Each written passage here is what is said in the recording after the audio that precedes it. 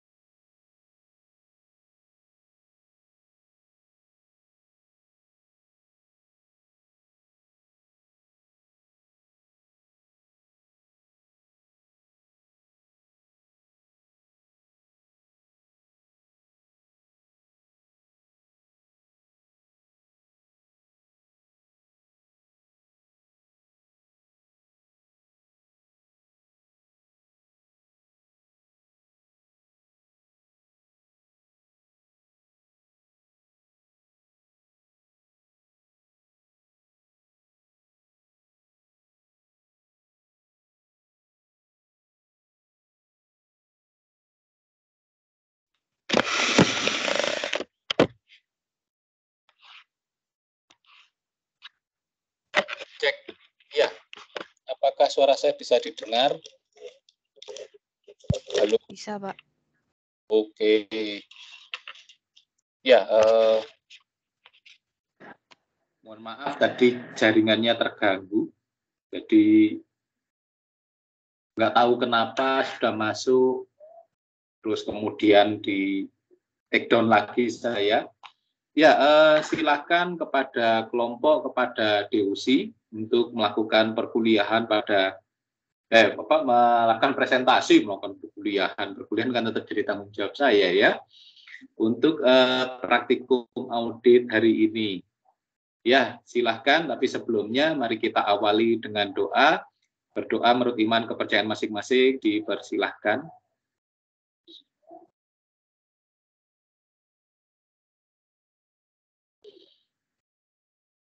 Berdoa cukup.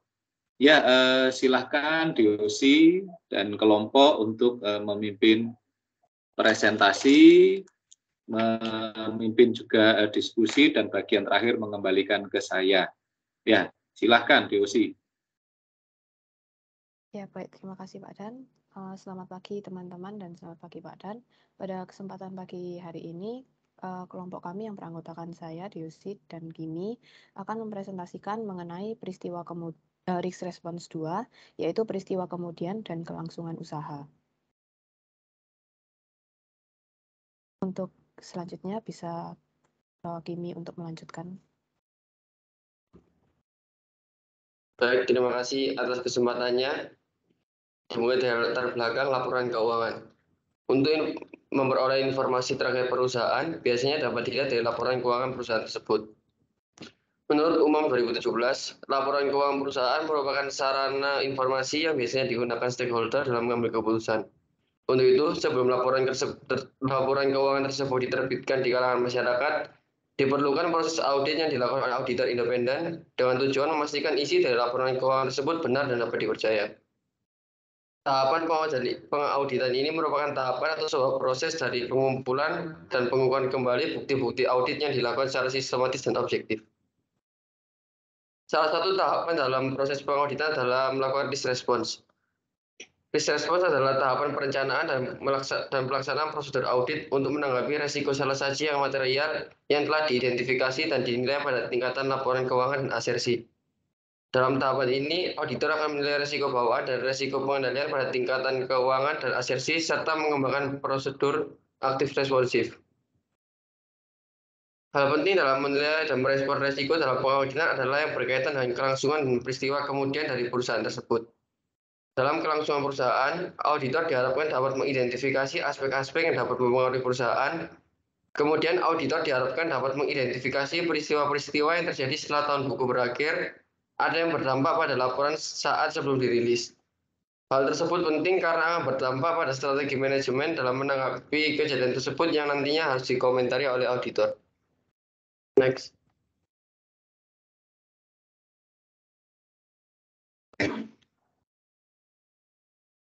Berikut merupakan timeline dari review terhadap peristiwa kemudian. Jadi auditor bertanggung jawab untuk mereview peristiwa selanjutnya yang terjadi antara tanggal 31 Desember 2007 dan 11 Maret 2008, tetapi tidak untuk peristiwa setelah tanggal pelaporan audit. Kebanyakan proses audit terhadap peristiwa dilakukan berdekatan dengan tanggal pelaporan audit. Next.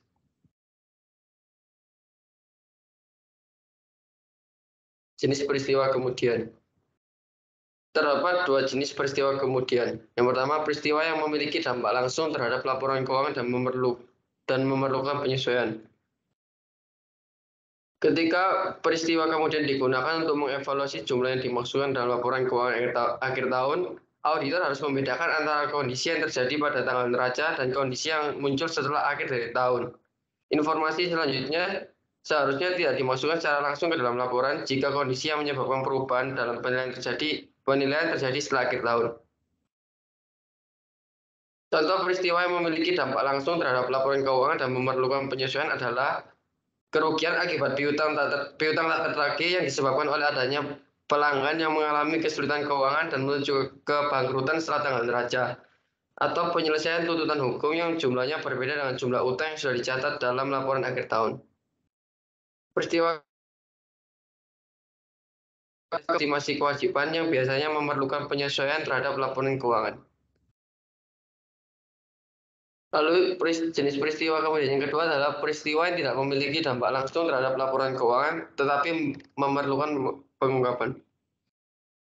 Peristiwa kemudian jenis ini menyediakan bukti dari kondisi yang tidak ada pada tanggal neraca dilaporkan, tetapi sangat signifikan sehingga peristiwa ini memerlukan pengungkapan, walau tidak memerlukan penyesuaian akun. Beberapa contoh peristiwa yang tidak memiliki dampak langsung terhadap laporan keuangan tetapi memerlukan pengungkapan adalah pembelian atau penghapusan bisnis oleh entitas, penjualan obligasi atau penerbitan saham baru oleh entitas, kerugian fasilitas atau aktiva tetap entitas akibat bencana seperti kebakaran atau banjir. Serta prosedur yang biasanya diintegrasikan sebagai bagian dari verifikasi saldo akun akhir tahun. Next.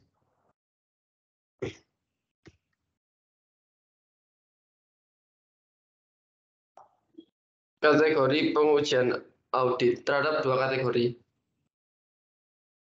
Kategori pertama memasukkan pengujian visa batas dan penilaian yang dilakukan sebagai bagian dari pengujian atas linia saldo. Sebagai contoh, auditor memeriksa transaksi penjualan dan akuisisi periode selanjutnya untuk menentukan apakah visa batas sudah akurat. Auditor juga menguji kolektibilitas dari piutang usaha dengan melakukan review penerimaan kas periode selanjutnya untuk mengevaluasi penilaian dari penyisian piutang tertagih. Kategori kedua ini dilaksanakan secara khusus untuk memperoleh informasi yang akan dimasukkan ke dalam saldo akun tahun berjalan atau catatan kaki sebagai pengujian dari tujuan kelengkapan penyajian dan pengungkapan. Next.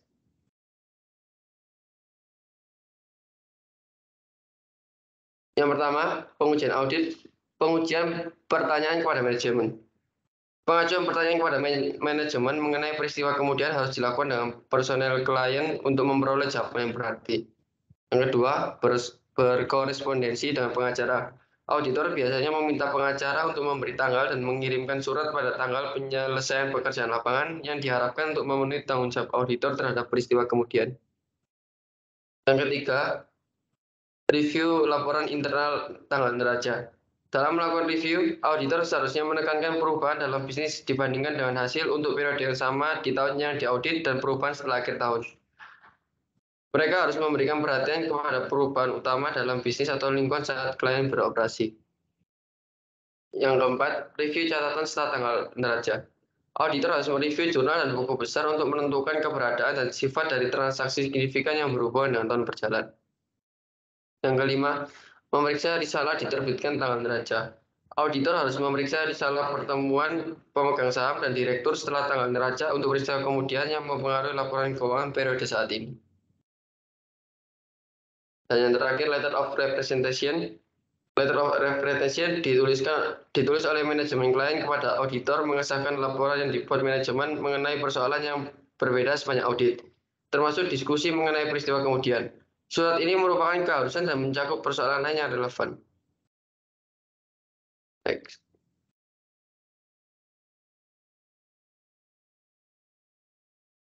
Penanggalan ganda. Kadang-kadang auditor menentukan bahwa peristiwa kemudian yang mempengaruhi laporan keuangan periode berjalan terjadi setelah pekerjaan lapangan diselesaikan. Tetapi sebelum laporan audit diterbitkan, sumber dari informasi semacam itu pada umumnya adalah manajemen atau media. Menurut dia tahun 2019, terdapat dua metode yang tersedia untuk pemberian tanggal laporan audit. Yang pertama, dapat menggunakan tanggal ganda laporan audit, dan yang kedua dapat menggunakan tanggal peristiwa kemudian. Dalam metode tanggal ganda, tanggung jawab auditor untuk peristiwa yang terjadi setelah tanggal selesainya pekerjaan lapangan dibatasi pada peristiwa tertentu yang secara spesifik disebut dalam catatan atas laporan keuangan. Next.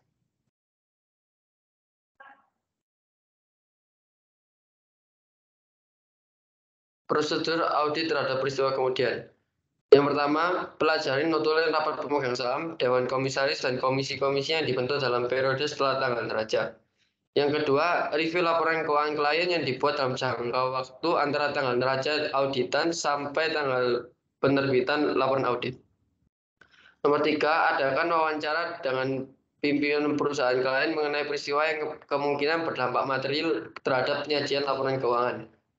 Yang keempat, lakukan wawancara dengan penasihat hukum klien. Yang kelima, review penagih piutang usaha yang terjadi setelah tanggal neraca. Yang keenam, review jurnal penerimaan kas, terutama yang mengenai transaksi penerimaan kas dari penarikan kredit atau dari penjualan aktiva tetap yang jumlahnya material. Yang ketujuh, review transaksi yang material jumlahnya dicatat di dalam buku jurnal memorial. Next. Fakta yang ditemukan setelah tanggal neraca. Fakta yang diketahui oleh auditor setelah tanggal laporan audit namun sebelum tanggal dilaporkan sebelum tanggal laporan keuangan diterbitkan.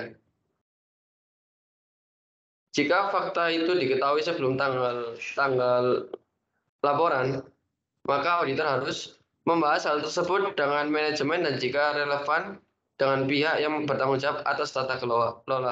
Yang kedua, menentukan apakah laporan keuangan tersebut memerlukan suatu perubahan. Dan yang ketiga, meminta keterangan bagaimana manajemen akan memperlakukan hal tersebut dalam laporan keuangan. Hal yang sama terjadi jika fakta yang diketahui oleh auditor setelah laporan keuangan diterbitkan. Next.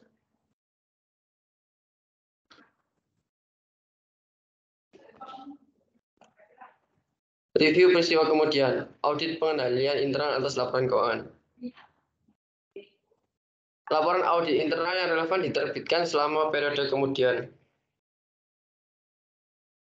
Yang kedua, laporan auditor independen atas kewajiban atau kelemahan material. Yang ketiga, laporan badan pengatur mengenai pengendalian internal perusahaan atas laporan keuangan. Dan yang terakhir, informasi efektivitas pengendalian internal perusahaan atas laporan keuangan. Next.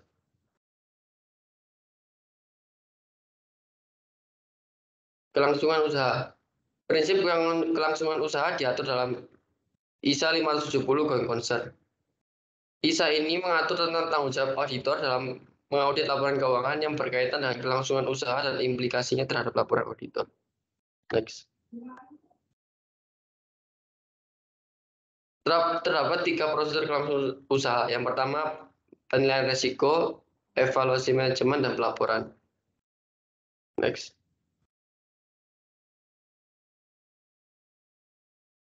Dalam penilaian risiko, di dalam proses audit ini, auditor harus mewaspadai peristiwa atau kondisi yang secara mandiri maupun bersama-sama dapat menimbulkan keraguan yang besar mengenai asumsi kelangsungan usaha.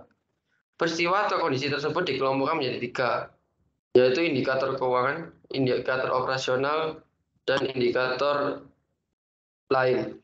Indikator keuangan, posisi utang bersih, rasio keuangan utama, kerugian operasional yang besar, perubahan transaksi. Lalu untuk indikator operasional, hilangnya anggota manajemen tanpa pengganti, kesulitan SDM, muncul persaingan baru dan kurang pemasok.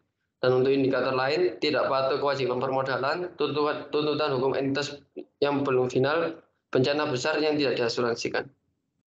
Next.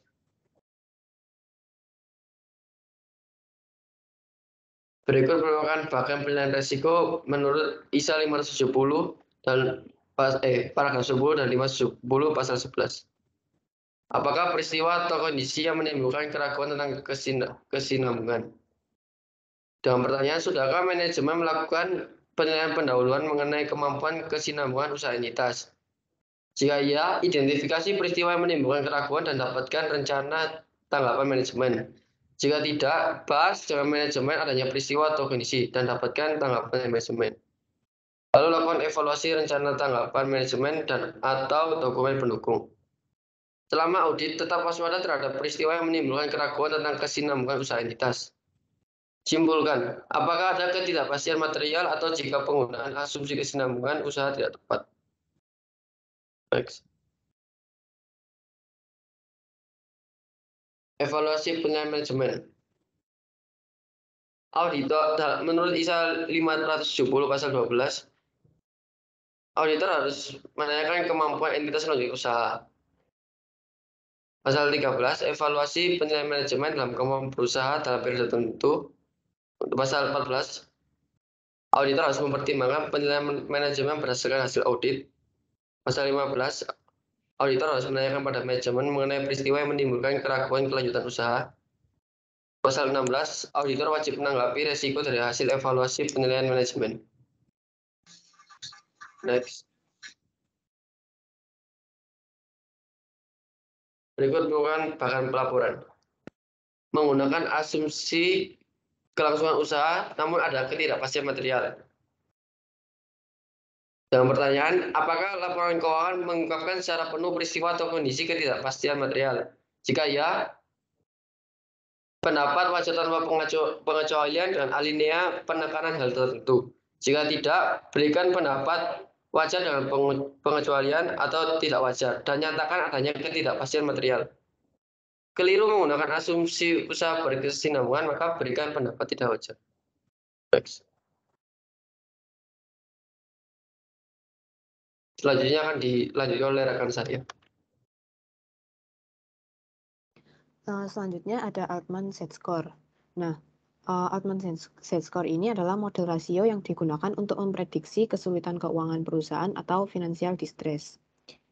Dalam Altman Set Score ini ada banyak rasio, tapi dikelompokkan menjadi 5 kategori besar, yaitu yang pertama ada likuiditas, solvabilitas, leverage, profitabilitas, dan aktivitas.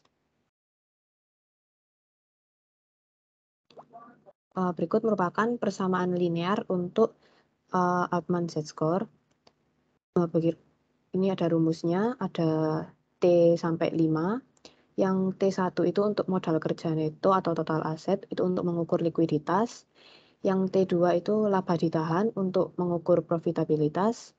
T3 itu untuk laba sebelum bunga dan pajak untuk mengukur produktivitas. Yang T4 nilai pasar ekuitas untuk menghitung total utang. Dan T5 penjualan untuk mengukur efektivitas.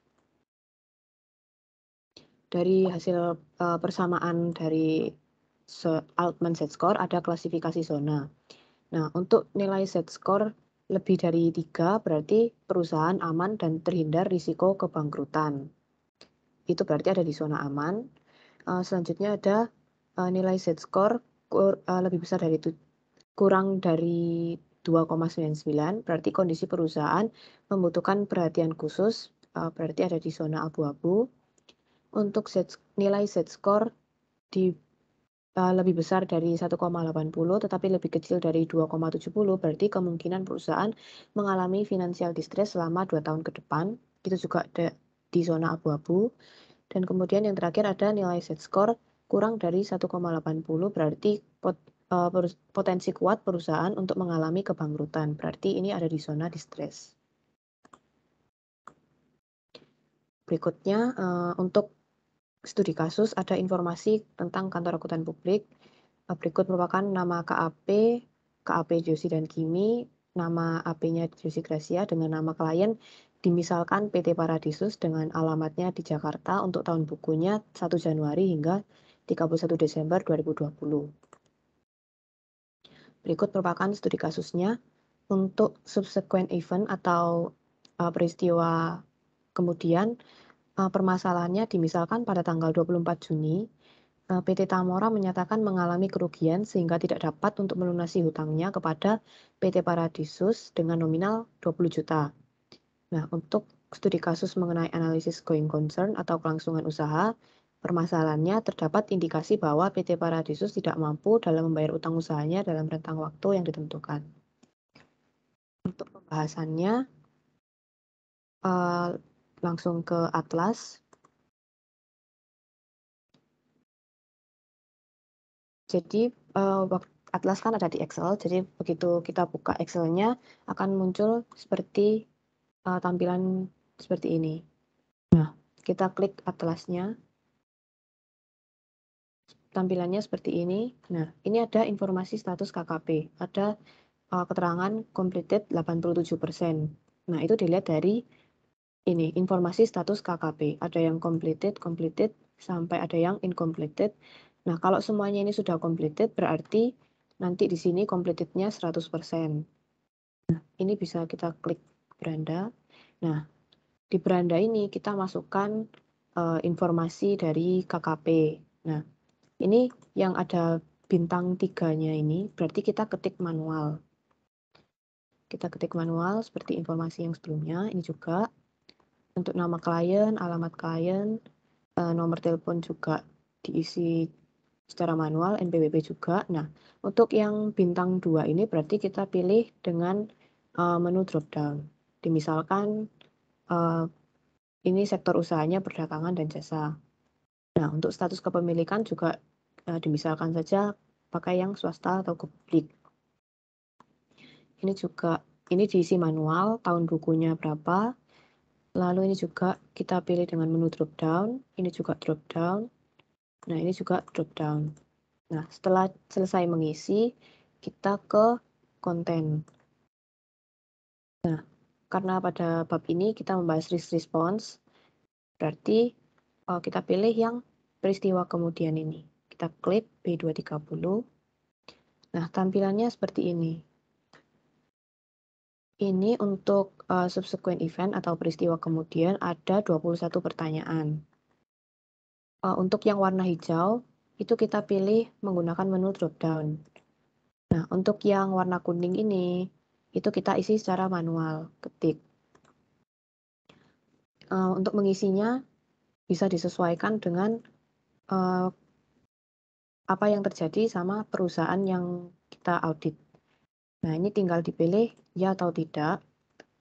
Nah, kalau ada diklik ya, berarti nanti akan muncul kolom PAC-nya ini. Nah, berdasarkan studi kasus tadi ada kalau ada PT Tamora, klien dari PT Paradisus yang tidak bisa melunasi hutangnya kepada PT Paradisus kan sebesar 20 juta. Nah, kita sesuaikan sama pertanyaan yang ada di sini.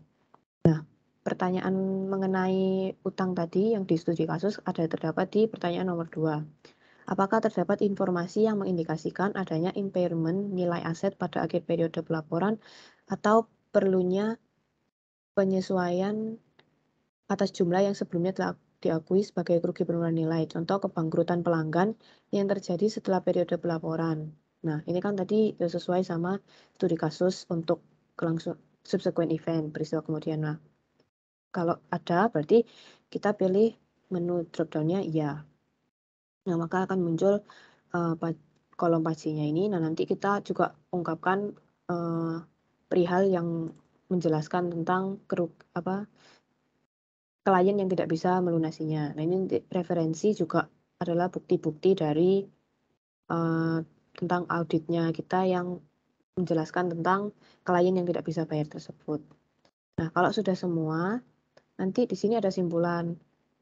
Ini dipilih dengan menu drop down juga.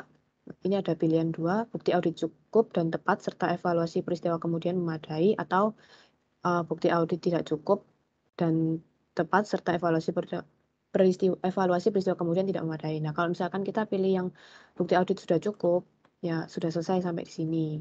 Nah, kalau misalkan kita pilih yang tidak cukup, nah kita harus menjelaskan ketidakcukupannya itu seperti apa di sini secara manual ya, warna kuning. Nah, kalau misalkan kita sudah sampai selesai, maka status KKP-nya jadi completed. Untuk selanjutnya, untuk kelangsungan usaha, kita klik next index saja di sini. Nah, ini tampilannya seperti ini. Ini ada analisis set score yang sudah dijelaskan tadi. Nah, ini kita harus juga pilih ini saldo labanya. Kita sesuaikan, ya kita kasih contoh saja saldo labanya, pilih yang ini saldo laba. Untuk modal pemegang sahamnya juga kita pilih yang modal di store. Ini menu drop down juga.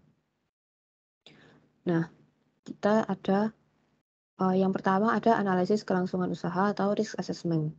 Ada 4 pertanyaan. Ini kita pilih juga menu drop down. Ini sudah dilaksanakan atau tidak di dalam perusahaan itu. Kalau misalkan kita pilih tidak dilaksanakan, kita harus kasih penjelasannya di sini. Kalau kita pilih dilaksanakan, ya sudah gitu. Terus lanjut ke prosedur dan aktivitas terkait. Ini ada pertanyaan. Ini juga diisi ada atau tidak adanya. Ini juga ada operasi perusahaan, dipilih menu drop down.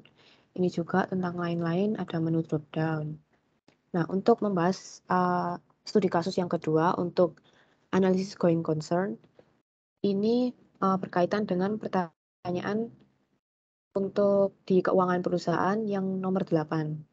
Kan tadi yang studi kasusnya terdapat indikasi bahwa PT Paradisus tidak mampu dalam bayar utang usahanya dalam rentang waktu yang ditentukan. Nah, ini sesuai sama pertanyaan yang nomor 8, ketidakmampuan untuk melunasi kreditur pada tanggal jatuh tempo. Nah, kalau misalkan sesuai dengan kondisinya, kita pilih yang ada ini. Terus nanti kita juga jelaskan di sini tentang secara spesifikasinya peristiwanya itu. Kalau sudah, nah nanti kita juga ketik di sini manual tentang permasalahan going concern-nya. Juga kita harus kasihkan rencana manajemen, bagaimana manajemen mengatasi permasalahan going concern-nya itu. Nah, ini nanti auditor juga mengisi evaluasi auditor atas rencana manajemen yang kita klik di sebelahnya ini. Terus, ini ada simpulan, menu drop down juga, tinggal dipilih bukti auditnya cukup atau tidak. Kalau tidak, seperti biasa, ketik manual, kenapa tidak cukup. Kalau misalkan kita pilih sudah cukup, berarti ya sudah, untuk statusnya telah menjadi completed. Seperti itu untuk pembahasan atlas. Lalu untuk kesimpulan,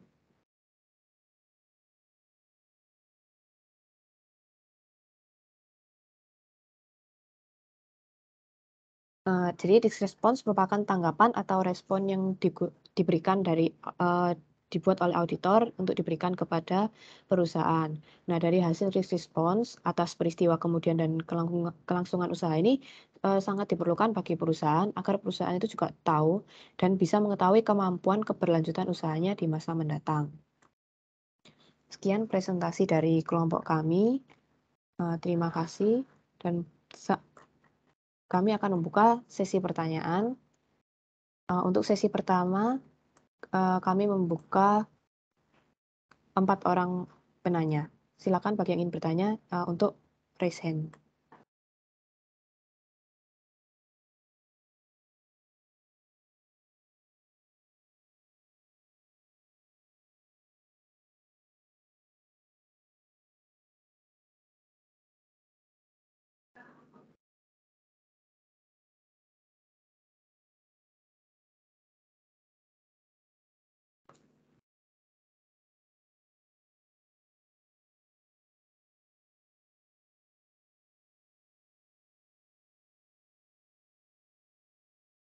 Baik, jadi di sini sudah ada yang raise hand. Untuk sesi pertama ada 4 orang penanya. Yang pertama, silakan untuk saudari Anne mengutarakan pertanyaannya. Terima kasih atas kesempatannya. Perkenalkan saya Anne dengan NIM belakang 19. Saya ingin bertanya pada kelompok. Pertimbangan penting apa yang harus dilakukan seorang auditor dalam menentukan seberapa luas review peristiwa kemudian? Terima kasih. Baik, terima kasih. Untuk penanya kedua, dipersilakan untuk saudari Ine. Baik, kelompok terima kasih atas waktu yang diberikan. Saya Irena dengan NIM belakang 14 ingin bertanya, apakah peristiwa setelah tanggal neraca membutuhkan penyesuaian akuntansi? Terima kasih. Baik, terima kasih Ine untuk pertanyaannya. Untuk penanya ketiga, dipersilakan Selina, saudari Selina. Baik, terima kasih atas kesempatannya. Nama saya Selina dengan NIM belakang 36. Saya ingin bertanya, apakah auditor memiliki pedoman dalam memberikan opini auditor kepada kemampuan perusahaan dalam mempertahankan kelangsungan hidupnya? Terima kasih. Baik, terima kasih saudari Selina untuk pertanyaannya. Untuk pertanyaan penanya terakhir pada sesi pertama ini, dipersilakan Samuel. Terima kasih atas kesempatannya. Perkenalkan nama saya Samuel dengan NIM akhir 21. Saya mau bertanya kepada kelompok, faktor-faktor apa saja yang menyebabkan perusahaan menerima opini audit going concern? Terima kasih. Baik, terima kasih saudara Samuel untuk pertanyaannya. Kami mohon kepada audiens untuk menunggu sebentar agar kami bisa mendiskusikan jawaban dari pertanyaan sesi pertama. Terima kasih.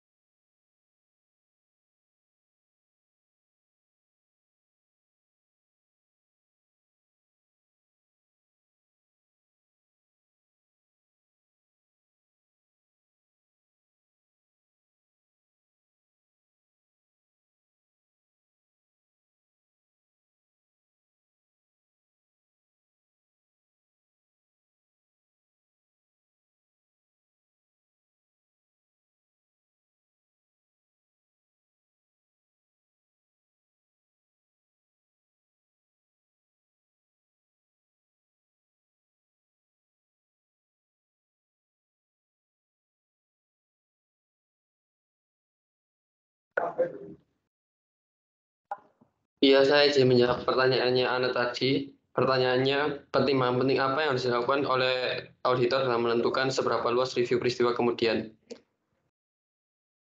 Yang pertama, kekuatan keuangan perusahaan dan stabilitas laba. Yang kedua, efektivitas pengendalian internal perusahaan. Yang ketiga, jumlah dan pentingnya penyesuaian yang dibuat oleh auditor.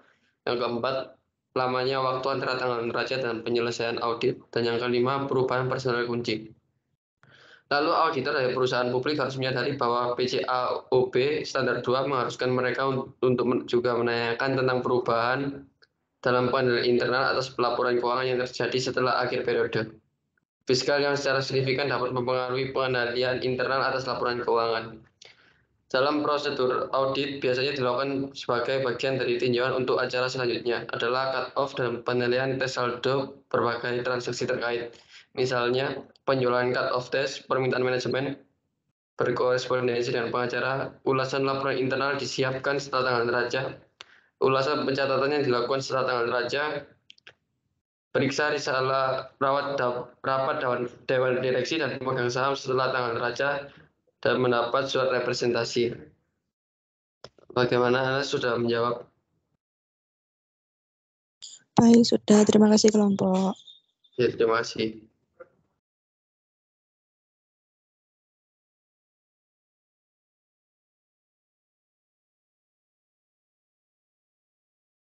Baik, untuk selanjutnya saya akan mencoba menjawab pertanyaan dari Ine yang menanyakan apakah peristiwa setelah tanggal neraca itu memerlukan penyesuaian.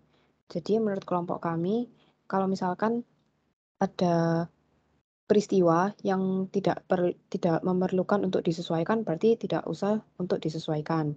Nah, contoh dari peristiwa yang tidak perlu disesuaikan adalah penurunan nilai pasar suatu investasi di antara tanggal neraca dan tanggal persetujuan penerbitan laporan keuangan. Nah, penurunan nilai pasar ini nggak selalu berhubungan dengan kondisi investasi pada tanggal neraca. Nah, tapi kalau misalkan tetapi mencerminkan kondisi investasi pada tanggal neraca.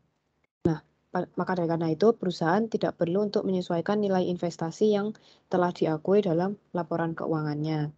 Perusahaan juga tidak perlu untuk mengungkapkan jumlah investasi pada tanggal neraca, meskipun pada nantinya perusahaan mungkin harus membuat pengungkapan tambahan. Apakah sudah menjawab, Ina? Sudah, jadi Yosi. Terima kasih kelompok. Terima kasih.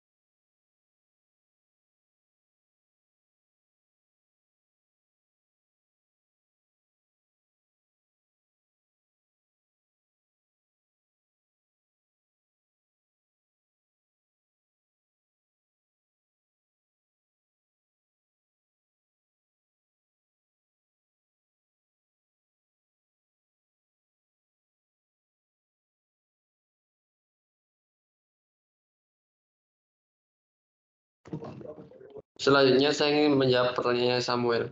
Jadi Samuel bertanya, faktor-faktor apa saja yang menyebabkan perusahaan menerima opini audit going concern? Yang pertama, auditor lebih cenderung untuk mengeluarkan opini audit going concern ketika kemungkinan kebangkrutan. Iya, Jan. Yang pertama, auditor lebih cenderung untuk mengeluarkan opini audit going concern ketika kemungkinan kebangkrutan dengan model dari Altman Z-score. Yang kedua, opini audit going concern tahun sebelumnya menjadi faktor pertimbangan penting auditor untuk mengeluarkan kembali opini audit going concern pada tahun berikutnya. Apabila auditor menerbitkan opini audit going concern tahun sebelumnya, maka akan semakin besar kemungkinan perusahaan akan menerima kembali opini audit going concern pada tahun berjalan. Yang ketiga, auditor sering memberikan opini going concern ketika laporan audit tertunda lebih lama.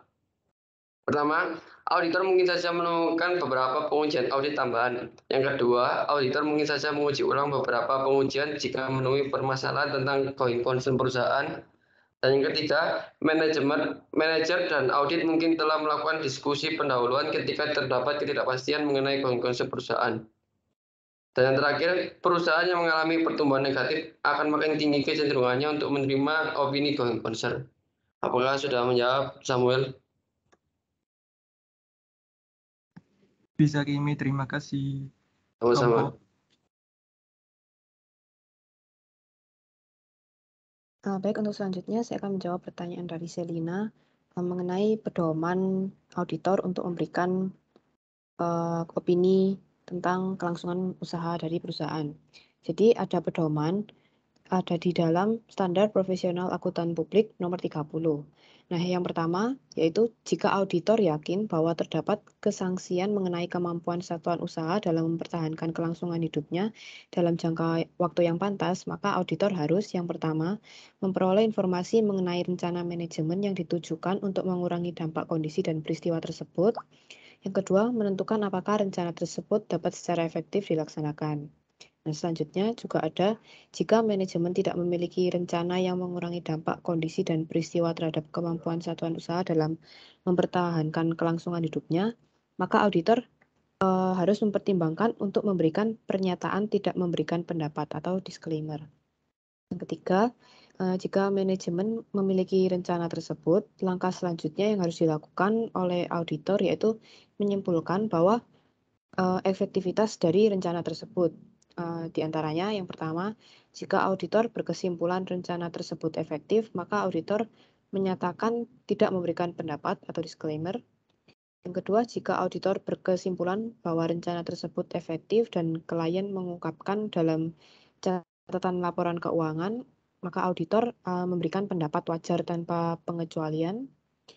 Yang ketiga, jika auditor berkesimpulan rencana tersebut efektif, akan tetapi klien tidak mengungkapkan dalam catatan laporan keuangan, maka auditor memberikan pendapat tidak wajar. Apakah sudah menjawab untuk Saudari Selina? Baik, terima kasih kelompok. Sama-sama. Untuk sesi pertama, semua penanya sudah terjawab. Kami akan membuka sesi kedua yang ada 2 penanya saja. Untuk yang pertama, bisa Kak Eza untuk open mic.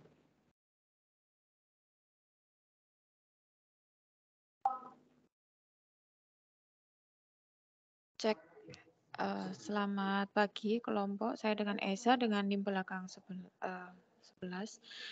Saya mau bertanya, apakah kelompok bisa memberikan contoh dari peristiwa setelah tanggal neraca yang sebelumnya tidak diketahui dan peristiwa itu membutuhkan penyesuaian akuntansi? Terima kasih. Baik, terima kasih Kak Esa untuk pertanyaannya. Untuk penanya terakhir di sesi kedua, silakan untuk Saudari Anita.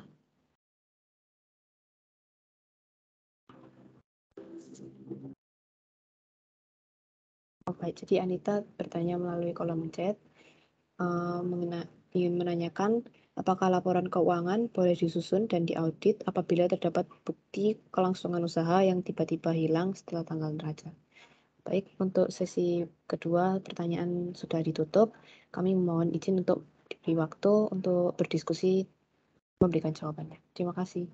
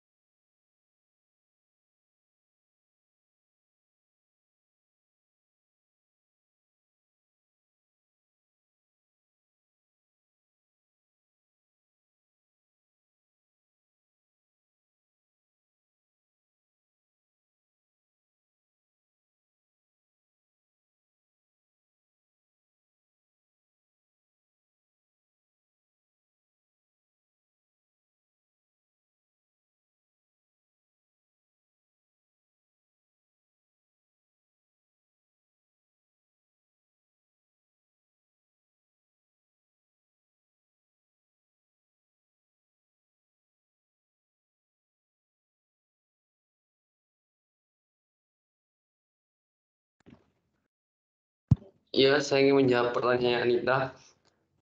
Standar akuntansi diterapkan dalam basis kesinambungan usaha. Laporan keuangan untuk publikasi umum harus berbasis asumsi going concern. Perusahaan tidak boleh membuat laporan keuangan dengan dasar kelangsungan usaha. Jika setelah tanggal neraca diperoleh bukti yang kuat bahwa perusahaan akan dilikuidasi atau dihentikan usahanya, atau jika manajemen tidak memiliki alternatif lain yang realistis kecuali melikuidasi perusahaan. Memburuknya hasil operasi dan posisi keuangan perusahaan saat tanggal neraca dapat mengindikasikan perlunya untuk mempertimbangkan apakah asumsi kelangsungan usaha masih sesuai. Jika sudah tidak sesuai, dampaknya sangat besar sehingga pernyataan ini mengharuskan suatu perubahan fundamental dalam penggunaan dasar akuntansi, bukan hanya penyesuaian atas jumlah yang diakui dengan menggunakan dasar akuntansi semula. Apakah sudah menjawab?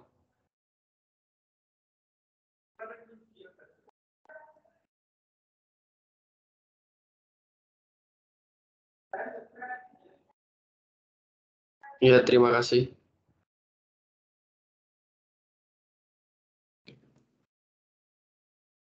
Untuk selanjutnya, saya akan mencoba menjawab pertanyaan dari Kak Esa mengenai contoh dari peristiwa yang sebelumnya tidak diketahui, tapi membutuhkan penyesuaian akuntansi. Menurut kelompok kami, ada contoh dari peristiwanya yaitu misalkan informasi setelah tanggal neraca mengindikasikan adanya penurunan nilai suatu aktiva pada tanggal neraca, atau perlunya penyesuaian jumlah yang sebelumnya telah diakui sebagai kerugian suatu aktiva, kerugian penurunan suatu aktiva. Jadi yang seperti misalnya kebangkrutan pelanggan yang terjadi pada tanggal neraca biasanya memastikan bahwa tanggal neraca telah terjadi kerugian atas suatu piutang dagang dan perusahaan harus menyesuaikan nilai tercatat piutang dagang tersebut, atau juga seperti penjualan persediaan setelah tanggal neraca tapi memberikan bukti tentang nilai bersih yang dapat direalisasikan pada tanggal neraca. Lalu selain itu ada penentuan nilai aktiva setelah tanggal neraca atas biaya perolehan aktiva yang dibeli atau atas hasil penjualan aktiva yang dijual sebelum tanggal neraca. Kemudian ada juga penemuan kecurangan atau kesalahan yang menunjukkan bahwa laporan keuangan tidak benar. Apakah sudah menjawab, Kak Esa? Baik, terima kasih kelompok. Baik, terima kasih. Karena pertanyaan sudah selesai dijawab pada sesi kedua, maka dengan ini kami menutup presentasi untuk materi peristiwa kemudian dan kelangsungan usaha. Kami juga meminta maaf apabila ada kesalahan materi atau kesalahan pengucapan dan penyampaiannya. Untuk selanjutnya akan kami kembalikan kepada Pak Dan. Dipersilakan kepada Pak Dan.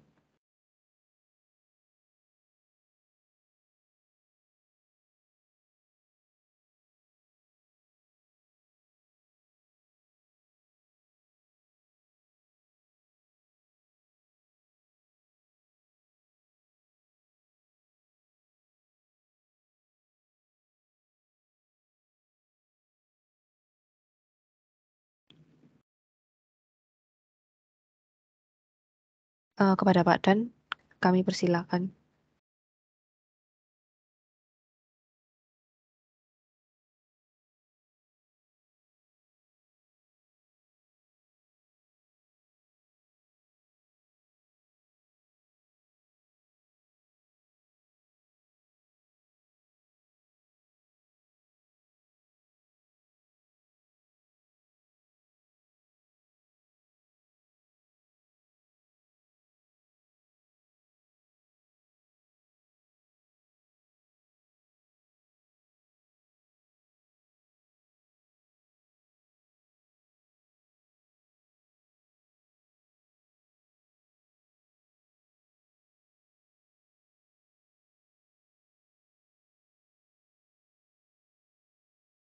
Untuk teman-teman mohon ditunggu, sepertinya Pak Dan sempat keluar dari room.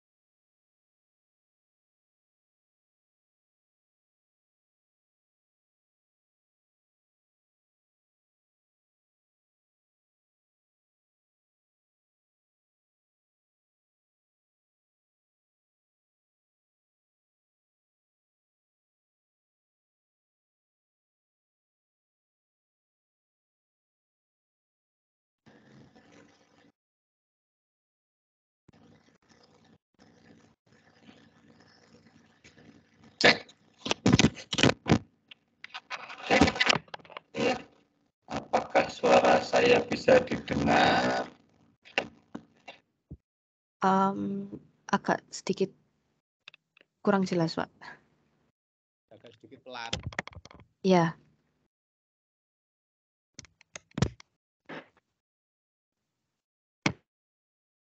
Sudah lebih baik kan? sudah, Pak. Oke, ya, terima kasih. Ya, mohon maaf, beberapa kali saya terpental ya karena jaringan sangat jelek sekali. Jadi ya ini terpaksa pakai kuota data. Beberapa kali saya juga connect mau pakai kuota data, ternyata juga kesulitan tadinya. Oke, perkuliahan hari ini mengenai yang nanya sampai 5 ya. Saya soalnya setelah Anita itu lost, betul-betul lost. Setelah Anita apakah ada yang lain lagi? Ada, Pak. Satu pertanyaan dari Kak Esa yang tadi tanya tentang contoh peristiwa yang tidak diketahui sebelumnya tapi membutuhkan penyesuaian akuntansi. Siapa? Kak Esa. Oh, Esa. Oke, Esa 11. Oke, ya. Ya, terima kasih pada kelompok yang sudah membantu untuk ini ya. Membawa kita pada perkuliahan mengenai praktikum audit tentang peristiwa kemudian dan going concern ya, atau kelangsungan usaha.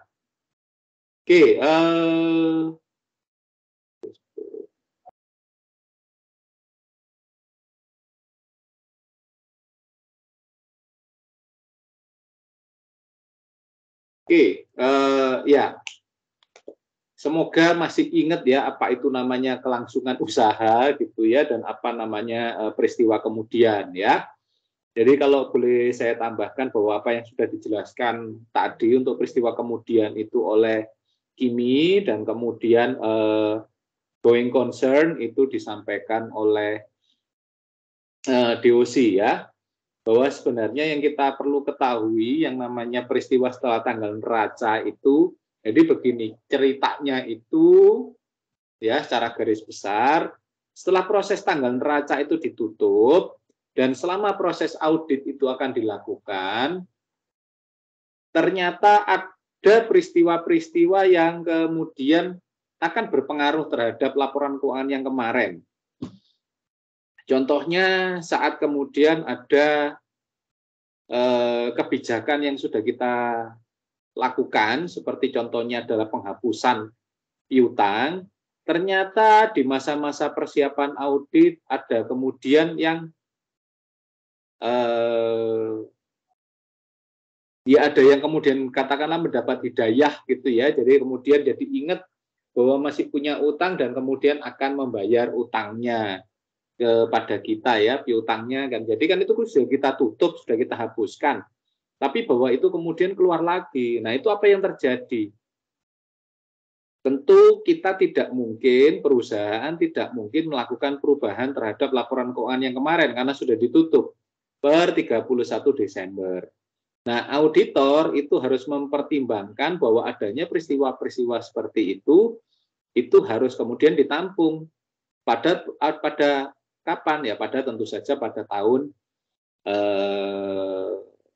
yang sekarang ya, yang kemudian tahun berjalan ya, pada tahun katakanlah kalau itu peristiwanya itu 2021 kita sudah hapuskan, pada 2022 ini ternyata harus muncul. Nah, itu kan harus dibalik jurnal penghapusannya, jurnal penyesuaian terhadap piutangnya harus dibalik, bahwa kemudian itu kita munculkan lagi menjadi piutang lagi, piutang tak tertagihnya, kemudian kembali lagi menjadi piutang dan kemudian dirubah menjadi dan kemudian kasnya itu padahnya adalah pada pendapatan lain-lain.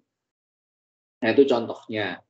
Bisa juga ada yang lain, ada contoh kasus ini contingent.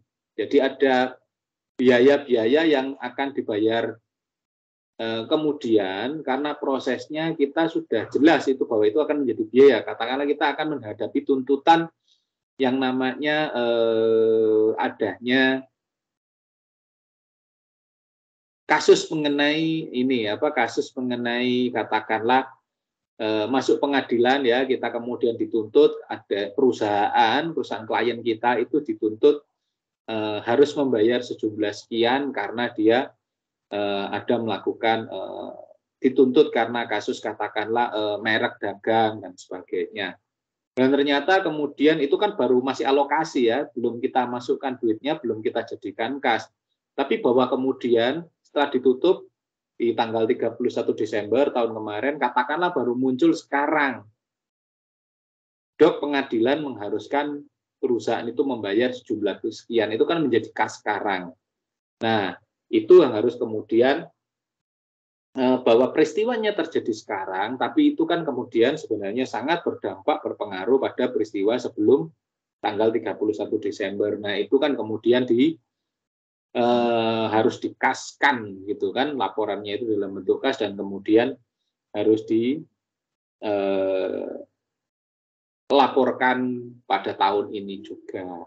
Nah, itu adalah peristiwa yang namanya subsequent event. Jadi subsequent event itu adalah peristiwa yang sebenarnya kita sudah tutup pada tahun kemarin, atau kita sudah lakukan penyesuaian dan tahun ini ternyata ada perubahan terhadap penyesuaian atau terhadap peristiwa-peristiwa itu.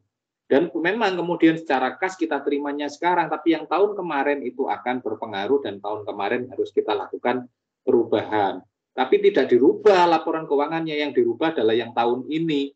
Dengan cara apa? Dengan cara mekanisme tertentu seperti membalik dari transaksi untuk memunculkan kembali yang kita sudah sesuaikan atau yang kita hapus di tahun kemarin.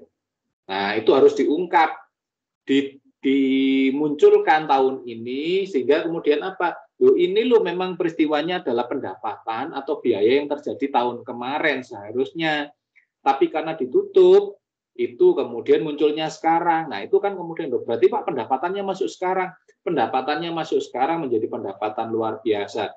Biayanya pun bisa saja menjadi biaya yang luar biasa pada tahun ini karena semestinya kita itu terima atau kita keluarkan tahun kemarin, tapi ternyata baru bisa sekarang muncul kasnya kayak gitu, atau muncul peristiwa yang mempengaruhi peristiwa sebelumnya itu. Nah, itu intinya subsequent event, dan itu harus diungkap oleh auditor bahwa kemudian peristiwa-peristiwa itu harus dimunculkan karena apa? Akan berdampak pada laporan keuangan tahun kemarin, khususnya akan berdampak besar pada tahun ini. Nah, itu yang kemudian namanya subsequent event. Dan itu semua peristiwa-peristiwa yang terjadi itu harus disesuaikan, harus dicatat ulang dan kemudian dipublikasikan. Ya, artinya diungkap ya, di-disclose oleh auditor. Nah, itu bahwa kemudian apakah berpengaruh terhadap laporan keuangan kemarin? Ya tidak akan berpengaruh dengan hasil auditnya, tapi sangat berpengaruh pada kemungkinan transaksi-transaksi yang terjadi. Nah, untuk tahun ini yang kemudian akan jadi catatan penting ya pada tahun 2022-nya, kalau peristiwanya itu katakan antara 2001 dan 2022. Nah, hal yang lain lagi itu yang kemudian di kelompok ini sudah dijelaskan dengan kemudian membuat laporannya itu di B230 ya. Risk response itu semuanya di B ya, B230. Nah, kemudian yang lain lagi itu adalah masalah going concern, masalah keberlanjutan usaha. Nah, kita ketahui bahwa keberlanjutan usaha itu kan ya awal sebelum pilot, tapi sebelum pilot juga kemudian keberlangsungan usaha itu adalah atau going concern. Jadi salah satu prinsipnya bahwa akuntansi itu laporan keuangan itu harus going concern. Nah, itu harus katakanlah dimunculkan. Tapi kalau perusahaan biasanya relatif tidak berani memunculkan langsung terang-terangan ya.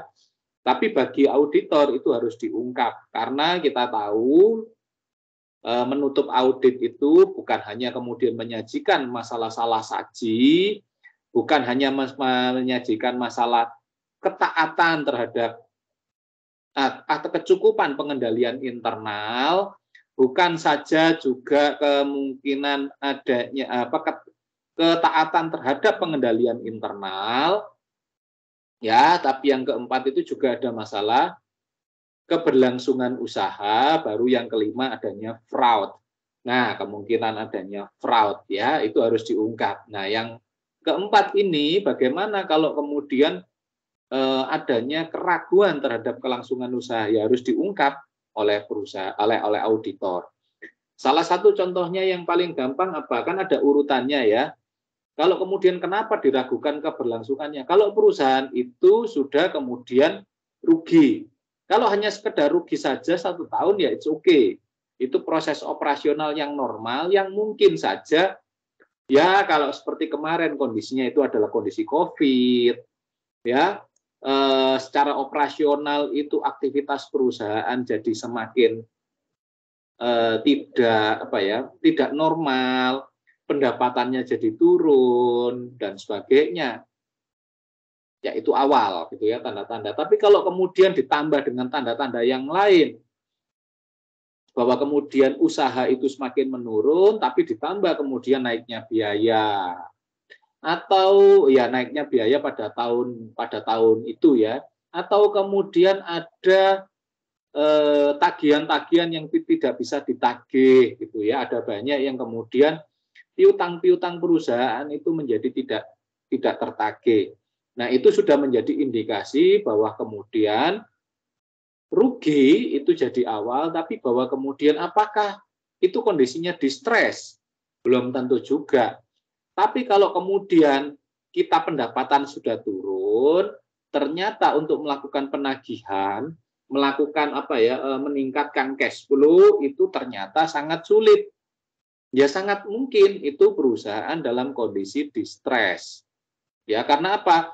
Kita sendiri kesulitan untuk mendapatkan operasional, mendapatkan pendapatan dari operasional, piutang-piutang usaha yang dari masa lalu yang itu sebenarnya bisa kemudian sedikit membantu untuk kondisi sekarang tidak bisa kita juga dapatkan. Nah, kan sudah pendapatannya berkurang, piutangnya itu juga tidak tertagih. Akhirnya apa? Menggerus cadangan kerugian piutang. Itu kan jadi berat. Nah, kalau sudah seperti itu berarti sudah masuk ke kondisi distres. Artinya apa? Rugi, ya rugi aja dari operasional. Tapi kalau rugi kemudian ditambah dengan kesulitan untuk likuiditas dan solvabilitas, maka bisa likuiditasnya terancam, solvabilitasnya terancam, maka kemungkinan dia bisa saja mengalami kondisi yang namanya financial distress. Jadi financial distress itu ada urutannya ya, rugi dulu, terus kemudian aktivitasnya tidak lancar, aktivitas usahanya tidak lancar, kemudian dia dalam kondisi berarti apa? Kondisi kemudian likuiditas solvabilitasnya diragukan, artinya kemungkinan tidak tertagihnya besar, maka dia dalam kondisi financial distress. Nah, kalau financial distress diterus-teruskan, akhirnya sangat mungkin kemudian perusahaan dipilotkan oleh pihak ketiga. Ya biasanya oleh siapa? Oleh kreditor ya. Apalagi kalau kemudian manajemen banyak yang keluar, investor juga kemudian banyak yang menarik diri, ya kondisi distress itu bisa berlanjut kepada kondisi pilot. Jadi dipilotkan oleh pihak ketiga. Nah, kalau sudah kondisi pilot, ya sudah, berarti perusahaan tinggal tutupnya saja, gitu ya. Nah, jadi itu. Nah, untuk itu, going concern ini itu harus diungkap. Kalau memang kita ragu sebagai auditor bahwa perusahaan ini terancam keberlangsungan usahanya, harus diungkap. Kalau kemudian kita nggak apa-apa, rugi nggak apa-apa, fine-fine aja, tidak tertagih, fine-fine aja, tapi terus kemudian laporan kita itu tidak mencantumkan keraguan terhadap keberlangsungan usaha, maka bisa jadi laporan audit kita mungkin saja wajar tanpa pengecualian atau wajar dengan pengecualian atau wajar dengan catatan, tapi tidak memasukkan kondisi finansial distress. Tapi kalau ada apa-apa tahun depan ternyata perusahaan itu bangkrut, ya sudah, kita akan menghadapi ancaman tuntutan dari para mereka yang dirugikan, pihak-pihak yang dirugikan. Nah, itu yang menjadi harus diperhatikan oleh auditor. Nah, artinya apa? Bahwa kalau memang sudah diragukan keberlangsungannya, usahanya, ya harus diungkapkan. Karena tanda-tandanya jelas ya, rugi. Terus kemudian aktivitas, rasio aktivitasnya tidak lancar. Kemudian apalagi ditambah dengan masalah likuiditas dan solvabilitas.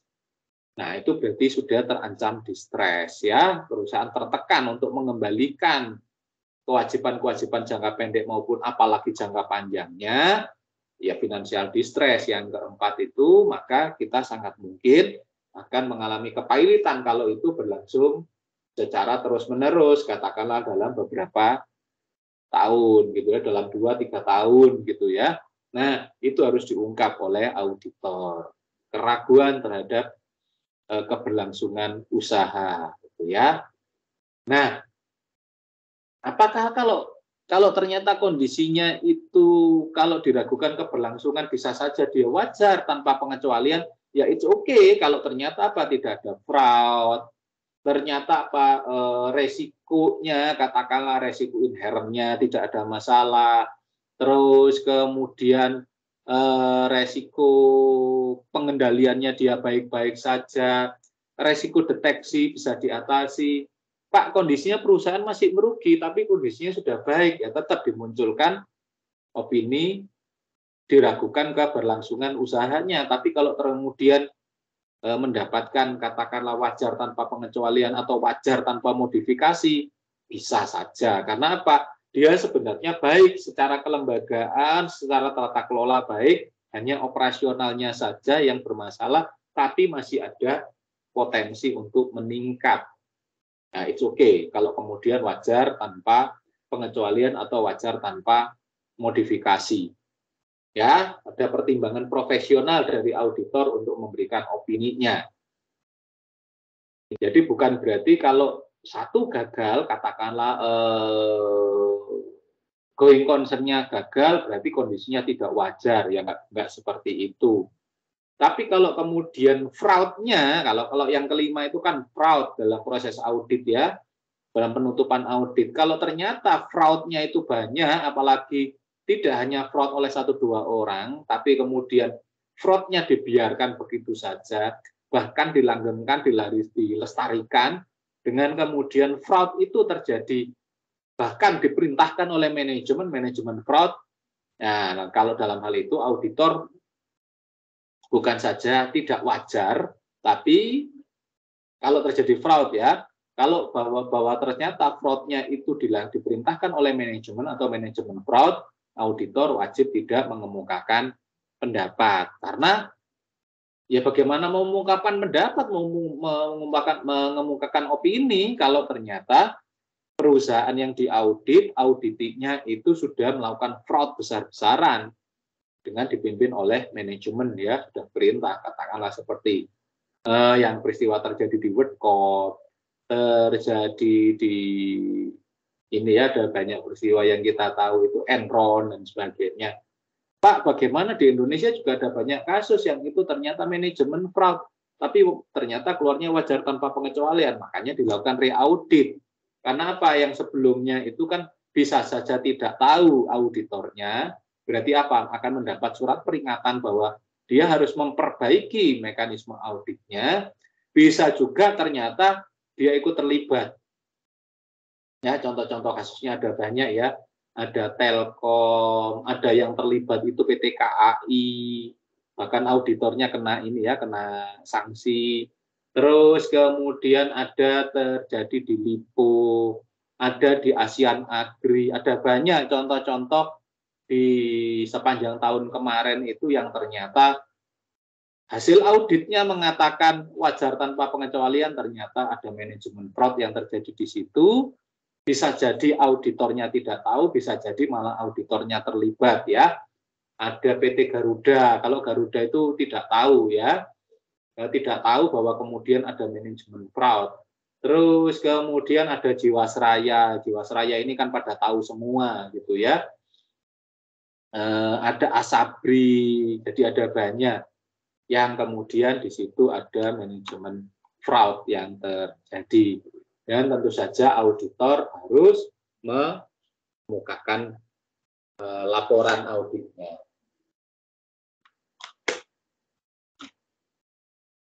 Oke, itu gambaran secara umum. Nah, apa yang sudah disampaikan oleh kelompok ini itu sudah cukup baik, gitu ya, sudah baik. Penyajiannya juga sudah baik, presentasinya sudah baik.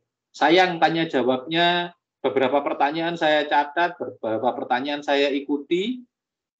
Paling tidak punyanya Anne, punyanya Iren, itu saya ikuti, tapi yang ke belakang-belakang, Selina, Samuel, Anita, dan Esa itu tidak bisa saya ikuti karena ada masalah dengan koneksi, ya, koneksi jaringan. Nah, tapi saya pikir dari awal saya indikasikan jawabannya akan baik-baik saja, karena yang 1-2 juga sudah terjawab dengan baik ya.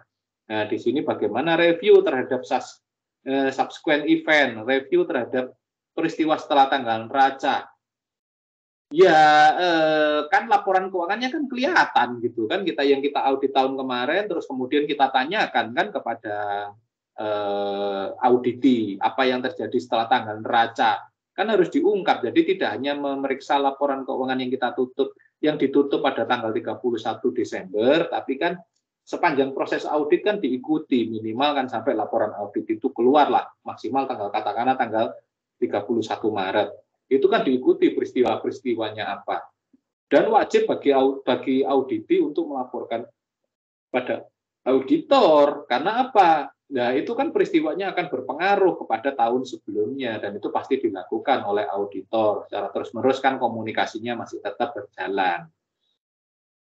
Jadi subsequent event pasti diikuti, dan kemudian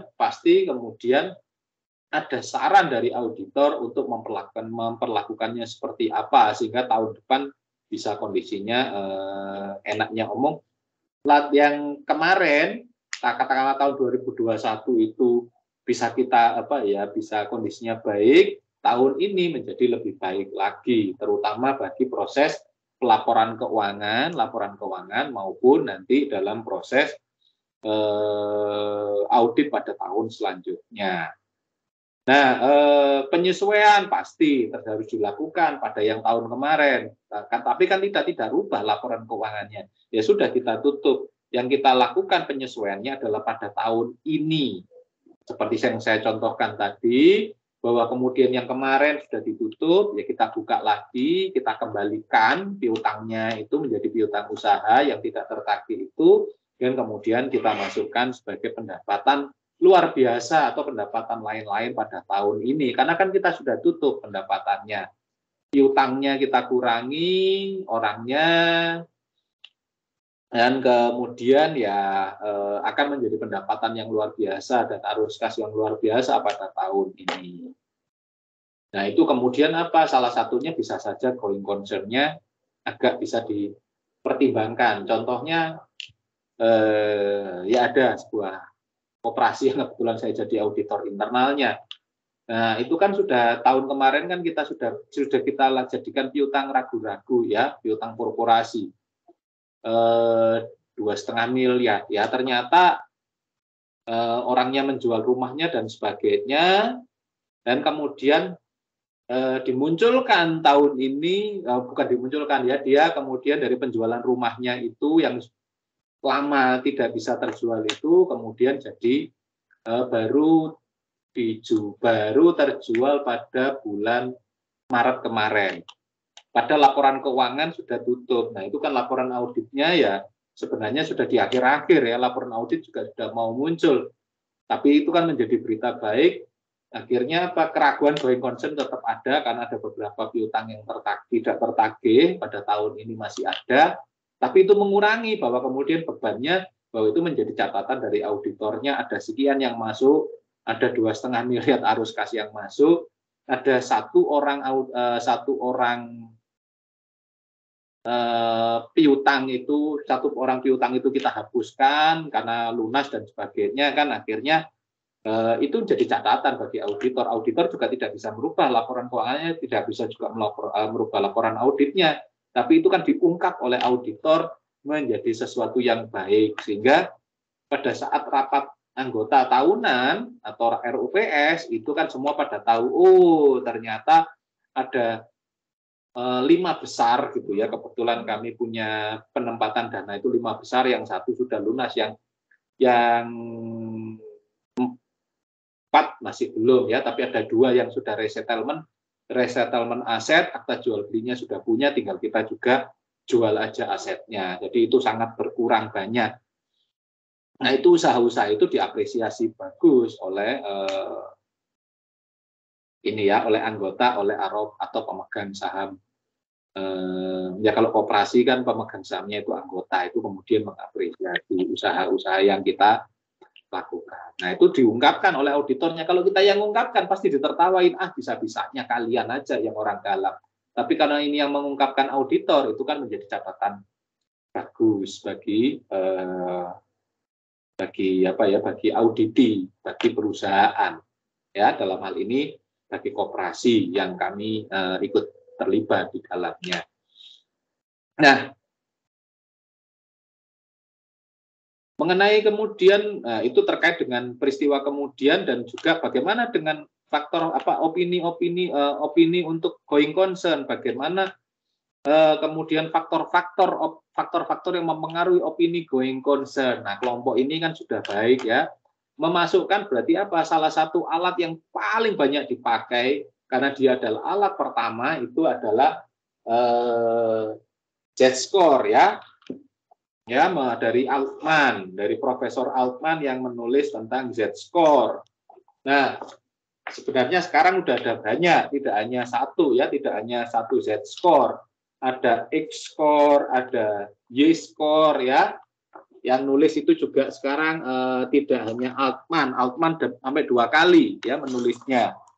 Karena yang satu itu untuk perusahaan manufaktur, yang satu untuk perusahaan berbagai jenis ya, dia tulis lagi menjadi Altman yang kedua gitu ya, Altman 2.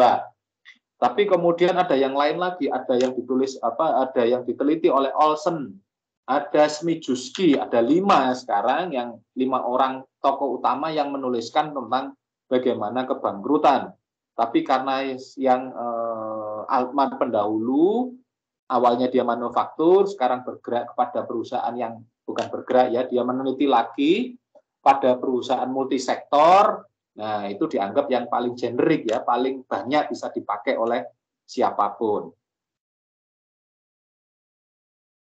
Nah, itu yang kemudian bisa jadi salah satu indikasi bahwa kemudian dari Altman Z-score itu kan ada ini ya, di atas 3 aman, 3 sampai 1,5 berarti masuk gray area gitu ya.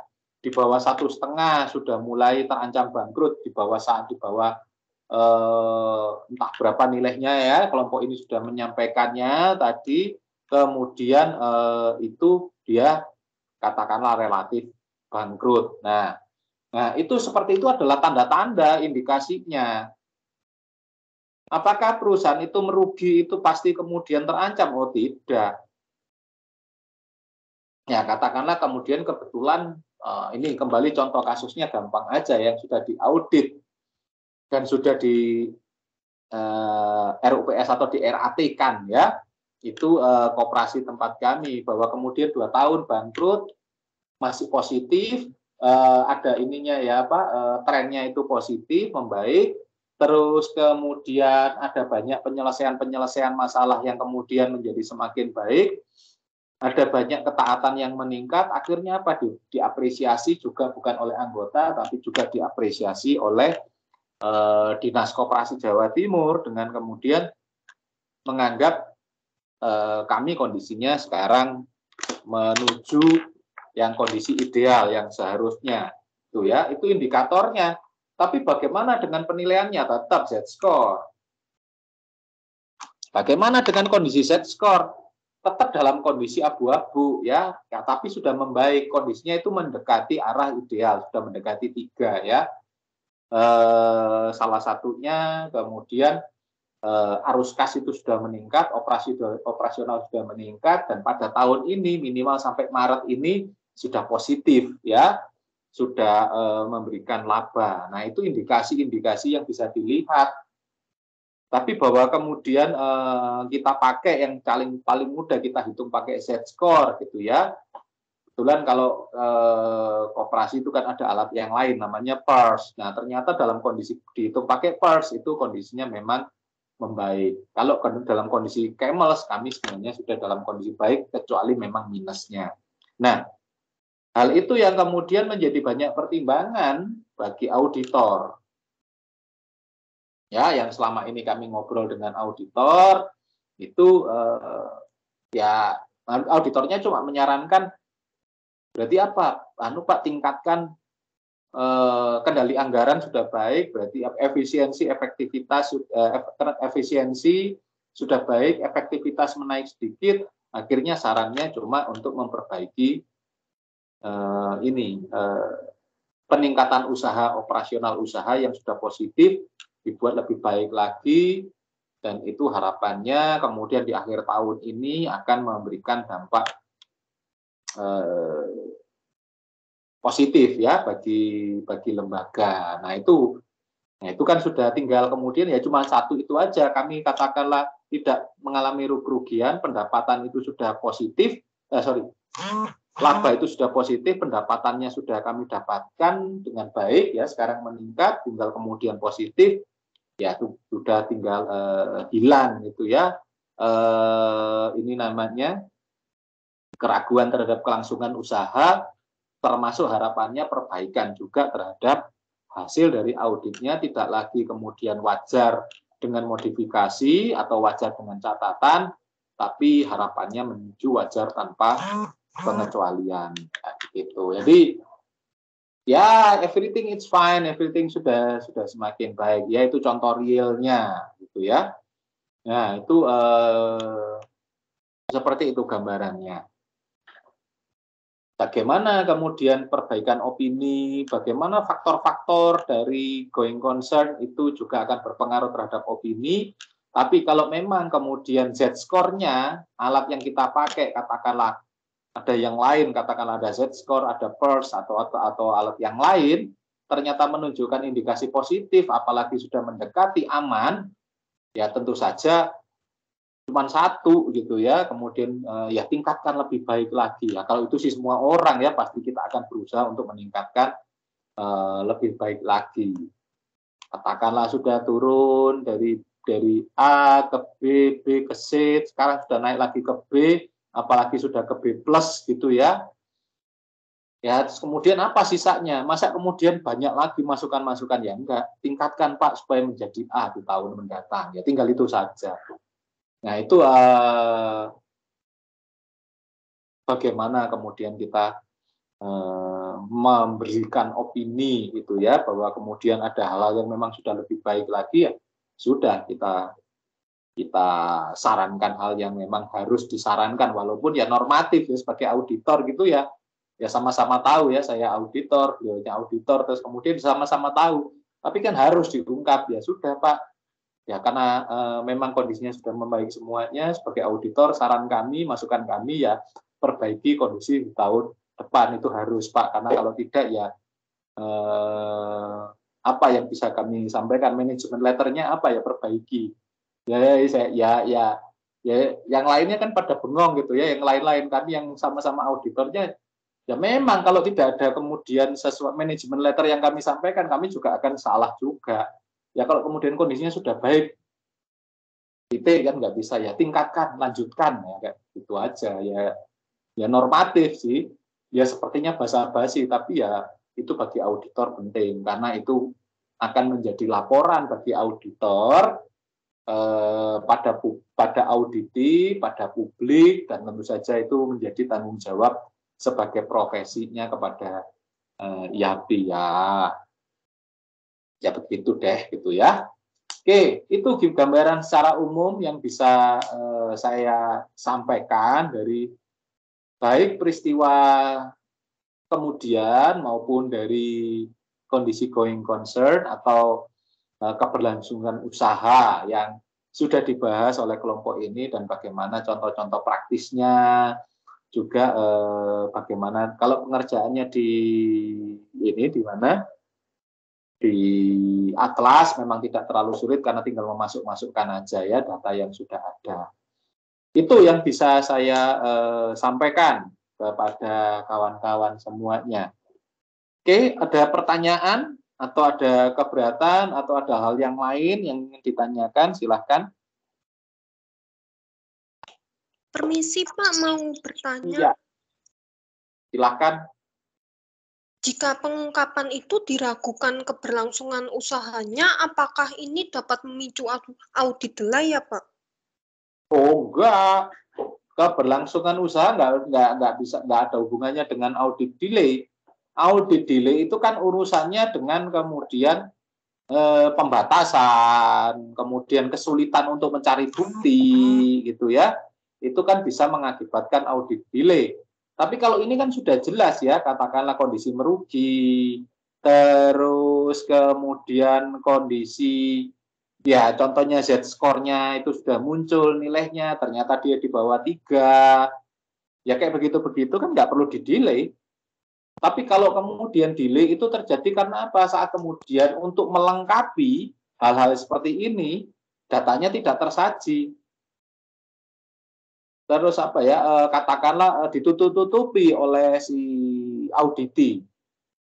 Akhirnya apa? Auditor terpaksa mengeluarkannya, harusnya dia itu di akhir Maret itu sudah muncul laporan auditnya, terpaksa dia karena kesulitan, ya dia tunggu kan sampai batas akhirnya. Ternyata tidak dimunculkan, ya sudah baru terjadi audit delay. Karena apa? Dia tinggal tulis di hasil akhirnya bahwa bukti tidak bisa didapatkan, bahwa adanya pembatasan dan sebagainya. Kemudian apa? Ya kalau itu berarti seharusnya kalau datanya katakanlah ya semuanya bisa dia dapatkan, bisa kok dia katakanlah memberi wajar dengan pengecualian atau wajar dengan catatan. Tetapi karena kondisi tadi, pembatasan tadi, tidak manajemen kemudian menutup-nutupi, manajemen cenderung untuk menghindar dan sebagainya, maka yang terjadi bisa saja menjadi wajar. Wajar, bukan lagi wajar tanpa pengecualian, tapi opininya menjadi tidak wajar karena apa? Dibatasi pekerjaan auditor itu. Kalau pembatasannya itu memang parah gitu, parah banget, dilarang-larang, ya bisa saja kemudian tidak menyampaikan opini. Tapi kalau tidak menyampaikan opini, nggak sekejam itulah. Kalau tidak menemukan opini kan karena fraud dan kemudian dihalang-halangi untuk mencari bukti. Jadi sudah fraud dihalang-halangi. Tapi kalau ini kondisinya kan asumsinya kondisinya sebenarnya baik-baik saja. Tapi kemudian karena keluar laporan going concern, karena keraguan terhadap keberlangsungan usaha atau going concern, itu mengakibatkan adanya pembatasan dan sebagainya, ada kesulitan, seharusnya wajar dengan pengecualian atau wajar dengan catatan, bisa jadi turun menjadi tidak wajar. Tapi itu kan pertimbangan dari manajemen, pertimbangan dari auditor terhadap sikap dari manajemen. Tapi saya pikir manajemen kan bisa dijelaskan gitu kan. Ya selama ini ya sudah, kalau saya dihalang-halangi ya terpaksa saya akan keluarkan laporan tidak wajar. Wah, itu manajemen pasti bingung. Nah, itu karena audit delay tadi. Salah satunya karena audit delay gitu kan. Wah, nanti kalau begini saya kesulitan, delay loh ya, menjadi tidak wajar kayak begitu. Itu manajemen biasanya, manajemen yang baik dan benar ya, itu biasanya kerja keras untuk kemudian tidak terjadi audit delay, termasuk tidak menghalang-halangi adanya proses pencarian bukti terhadap going concern, termasuk terhadap peristiwa-peristiwa setelah tanggal neraca. Tapi kalau auditinya baik, manajemennya baik, ya sudah, ini Pak, memang dari awal terbuka kepada auditor, ya sudah, ini Pak kondisinya seperti ini Bu kondisinya seperti ini, ya nggak ada masalah. Jadi audit delay bukan karena going concern. Audit delay itu karena manajemen yang menghalangi. Tapi bagi auditor selama datanya ada, selamanya buktinya cukup, ya it's okay. Gitu. Saya tahu tadi, Agnes ini kayaknya yang nanya. Iya Pak, paham. Terima kasih Pak. Oke, ya terima kasih kembali. Ya, hal yang lain, ada yang lain yang mau bertanya?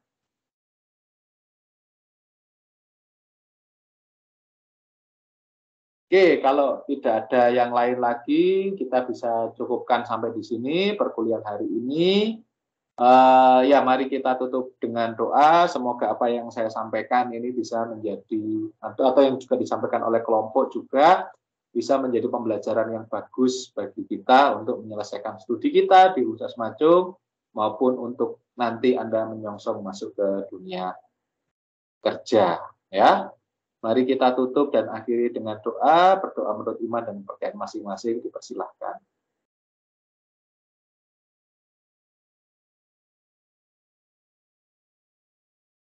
Berdoa cukup. Ya, terima kasih untuk waktunya. Kita ketemu lagi besok ya. Oke, kalau nanti sebagai tambahan, kalau